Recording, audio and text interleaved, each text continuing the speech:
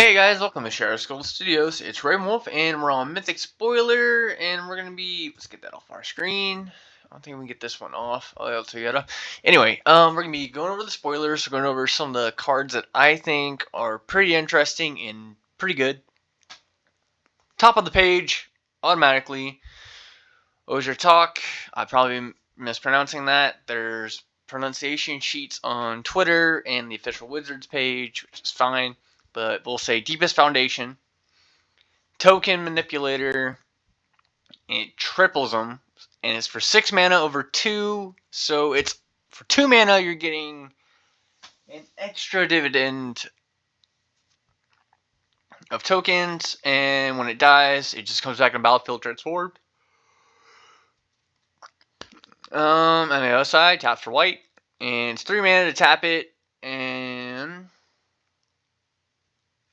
basically, I think it's one of the easiest to transform because you only need 3 creatures to flip it back over to being a 6/6. So yeah, this is one of those I think is pretty good, and it's a vigilance, so it can be easy blocker. But that triple token is broken. Can't wait for that to be on Arena. Alright, Deepest Epoch. When you cast an instant sorcery spell from your hand, it gains rebound, which just means exile it resolves on your upkeep. You get to cast it again without paying its mana cost. Pretty good. The only problem is cards that would give stuff flashback. Yeah, because this isn't a May ability. The May ability is to cast it, but it's not. It does exile itself, so that kind of does suck, to be honest. Let me see. What does he do? He comes back as a land, taps for blue. What?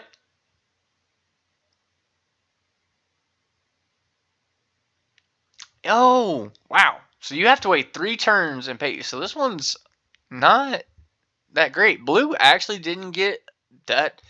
It has good mythic, but its flip side is a lot slower because it is exactly 3 turns unless you can remove counters, which you can. But wow, that is pretty weird. Let me see. Tapped and transform.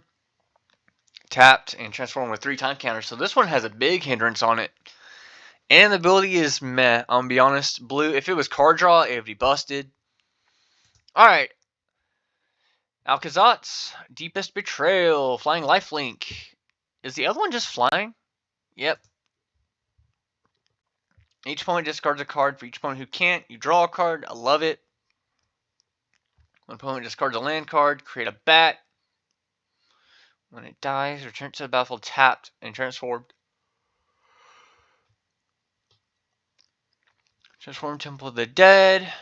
Activate only if a player has 1 or fewer. So this one is going to be really difficult to flip them back. Because now if he dies and he's your commander, he can go back in the command zone, but he could stay a land. So that one's going to be really difficult. Exile's ripped away. Yeah, so this one is really good in aggro, and hand destruction is always something I appreciate. Because top decking is something that, alright, we'll leave it up to the gods of RNG. So, plus the land discarding 2, getting a bat is pretty good. Plus it makes Waste Knot's reprint be pretty decent. Alright, Ozier Axonal. This one I think is on par with the white one. Cool. It's a damage replacement effect. I'm thinking on how you stack triggers and how layers work is where this one matters because of how it replaces damage. Because it replaces that much damage instead of adding it. So, say if you're wanting to do all the things that add on to red damage, make sure you know how layers work with this dude. But his is also not, like, if you don't have a hand, so you can't cast your sorceries or tap your dudes for damage, for non-combat damage, flipping him is also going to be difficult, but I think he's still pretty good, I want to say.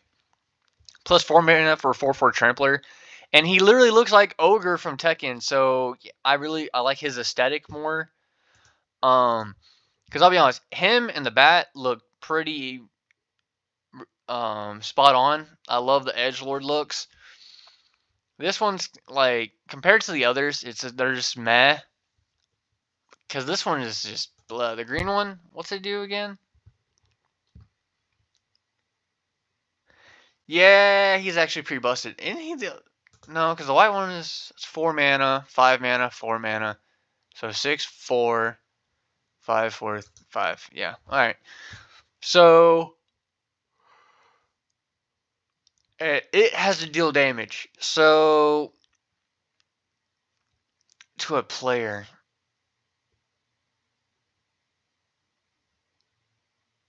at least he gets big things, but because we deals combat damage to a player, reveal that many cards from the top of your library. You may put a creature card, and or a land card, so you can get 2 things from among them. Whoops, I just hit my mic. And put them on the battlefield. Put the rest in the bottom in a random order.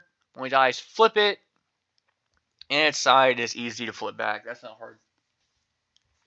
I will say him as a mono green commander is pretty busted. Because you can do Key of the City, Rogue's Passage, Prowler's Helm, Whisper Silk Cloak. There's multiple ways to make him unblockable. And or to buff him. So yeah, I think he's pretty busted to just oops out all your green things. Alright, Resplendent Angel. Being your each instep, if you gain 5 more life this turn, create a 4/4. And you can pay 6 mana to give it +2/+2 in lifelink. Oh god, that lifelink is so bad. That ability is so bad. If you had reducers for it, it would be okay, but just meh. Alright. The Enigma Jewel. EDB's tapped. Pay 2 to spend this mana only to activate abilities. Craft 4 or more non-lands with activated abilities. It's 9 mana. Ooh. At least you can tap it to activate its own ability. Locus of Enlightenment. He has each active ability or exiled card used to craft it. You may activate each of those abilities in turn. When you activate an ability that isn't a mana ability, copy it. You may choose new targets for the copy. So putting this in Tezzet would also be good. If you wondering who Tezzet is, I'm going to get to it later in the video. But I also did a Commander video. So please, guys, look that up on the channel. It's in the deck list playlist. But also, the activated abilities is pretty good if you can flip it. Especially if you do with tokens, you can just exile the... No, because they have to have activated abilities. But Tezzet could flip this, and then it would copy your activated abilities of artifacts. So the Enigma Jewel is pretty dang cool, I'm going to say. Alright, Bloodletter of Alcazotz. I'm mispronouncing that. If an opponent would lose life during your turn, they lose twice that much life each turn. Ooh. That is a mean demon. That is busted. Oh, that's 4 mana for a 2/4. And that 2/4 stat is not that great, but that passive is great. That is busted. And it's also, because his damage causes lost life, yeah. But yeah, that is insane. Alright, NT, Seneschal of the Sun. When you attack, you may discard a card. When you do, put a 1/1 counter on target attacking creature, engage trample. Whenever you discard 1 or more cards, exile top card of the library, you may play that card until your next end step. That card's a meh. Alright, Hotly. When it enters the battlefield, search the library for a basic land card, put it into your hand, then shuffle. Exile Hotly, then return her to the battlefield transformed under her owner's control. Should be their owners.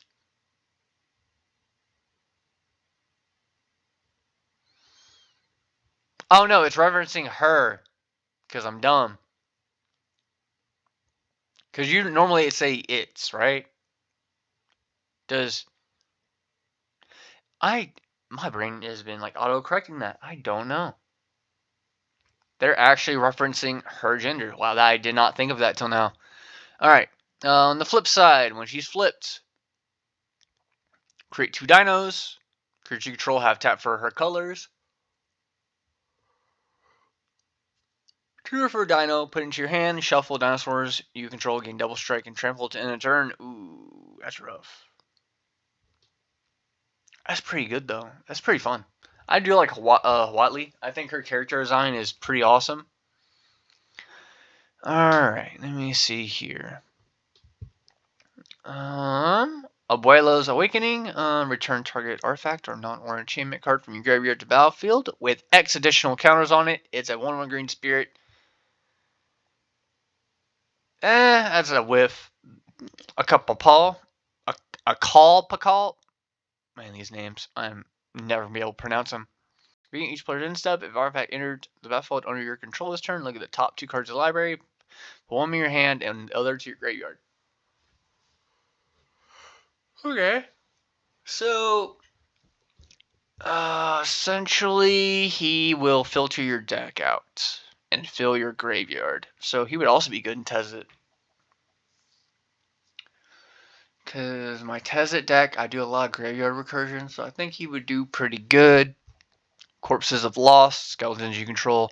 Skeleton Tribal, let's go! When it enters the battlefield, get 2 black skeleton pirates. At the beginning of your end step, if you descended this turn, you may pay 1 life. You do return. I like that. I like Corpses of Lost. That's pretty neat. I need it. Alright, that's really awesome for skeleton travel that I'm going to be building. Also, it's just a good enchantment. You pay 1 life, pay 2 rent. It'd be really good in my Enchantress deck with Onyxia. Yeah, that's just on the cast triggers alone. Alright, we have Bone Horde Dracosaur being up, has flying first strike, 5/5. Being of upkeep on your turn, exile the top 2 cards of your library. You may play a land, you may play them this turn. If you exile a land card this way, create a 3/1 dinosaur token. If you exile a non-land card this way, create a charge token. So you're at least making treasures with it, and you're at least getting a creature if you get a land. But they only trigger 1 each. Because it doesn't say for each make a treasure. So you're at least getting some benefit and something you can hopefully cast and or get a land. Alright, Galta, Stampede Tyrant. In the battlefield, put a number of creatures from your hand onto the battlefield. 8 mana, 12 trample. Oops, all your creatures from your hands. If you're not winning with that one already, so bleh. Alright, 1000 Move Smithy. Enters the battlefield, create a white gnome artifact creature token with this creature's power, toughness, or equal to the number of artifacts and or creatures you control. Being of your pre-combat main phase, you may tap 5 untapped artifacts and or creatures you control. If you do, transform it. Flips onto Barracks of the Thousand, which, again, I really like the gnomes in this set. Whenever you cast an artifact or creature spell using mana produced by Barracks of 1000, create a white gnome soldier artifact with this creature's power toughness equal to the number of artifacts and our creatures you control. Yes! I like it. I like it. I don't know if I put it in my deck list, but I'm wanting it. I want it. Subterranean Schooner. Attacks target creature that crewed it this turn explores. Which is put a card from your hand, reveal target from your library, put a card in your hand if it's a land. Otherwise, put a counter on that creature. Then put that card. I do like the pirate ships on this one. I do think this deck is pretty cool with that one. Starving Revenant. Enters battlefield, surveil 2, then reach card you put on top of your library. You draw a card, lose 3 life. Whenever you draw a card, if there are 8 or more permanent cards in your graveyard, target opponent loses 1 life, you gain 1 life. It's probably it's a Necrozar or a Quasar thing, or Quaylog, whatever the Esper one is of Necrozar. That's where that would go into. Magmatic Galleon enters the battlefield, does 5 damage to target creature and opponent controls. I love it. I love the aesthetic. When one or more creatures your opponents control are dealt excess non-combat damage, create a treasure token, crew 2. So it would also just go in, I don't know. I think it would go, so ETBs, you're going to get a treasure, but it'd be really good in this. No, because it deals 5 damage. Damage less than Oger, yeah. It's okay. I like the way it looks. I do like the 5-drop for just crew 2, you get a 5/5. Skull Spore Nexus, this card's going to be busted. It costs X less to cast, where X is the greatest power among creatures you control. When one or more non-token creatures you control die, create a fungus token with base power and toughness equal to the total power of those creatures. So even if you get board wiped, you're still going to get a really big fungus. And double target creature's power until end of turn. So yeah, this one I think is a pretty good one. I would put this in my Gave deck. Yeah, because I think it'd be pretty decent. Warden of the Inner Sky. As long as Warden of the Inner Sky has 3 or more counters on it, it has Flying and Vigilance. Tap 3 untapped artifacts and or creatures you control. Put a 1/1 counter on Warden of the Sky.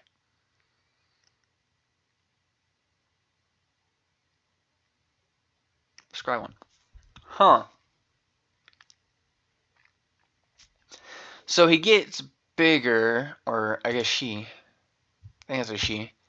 Anyway, so this gets bigger, and you get to scry if you tap your things down. I don't know. It's way too slow, way too clunky. Like, it becomes bigger in one hand. So if it becomes a 4/5, then it has Flying and Vigilance. I don't know. That one's just meh. Here, Kite Sail Larcenist. In his battlefield, for each player, choose up to 1 target artifact and creature that player controls. For as long as control remains on the battlefield, the tokens become treasure tokens.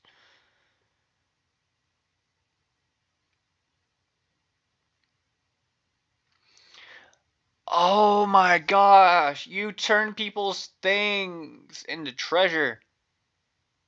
That's pretty good, actually. That is good. That is... Kite Sail Larcenist is a card. That's going to be a card people need to look out for. Because what is, it's not, it is nothing like Vanisher Priest. It's kind of like Nebraska, but that is good. Alright, Queen's Bay Paladin. When there's battlefield attacks, return up to 1 target vampire card from your hand. Graveyard to the battlefield with a finality counter on it, usually like equal to its mana cost. Until I exile it instead. Okay, so Queen's Bay Paladin is okay. It's good graveyard recursion, but only for vampires. And for vampires have lifelink, so yeah. Alright, I'm going to finish off this row, and then we'll talk about the others later. Brass Tunnel, get that out of here. Brass Tunnel's Grinder, in a battlefield, discarding number cards and draw that many +1. Card advantage. At the beginning of your end step, if you descended this turn, put a board counter on the Grinder, then if there are 3 or more Pokemon on it, remove it and transform it. Come on, let me see the other side. Transforms into red. When you cast a permanent spell, discover X, where X is all you cast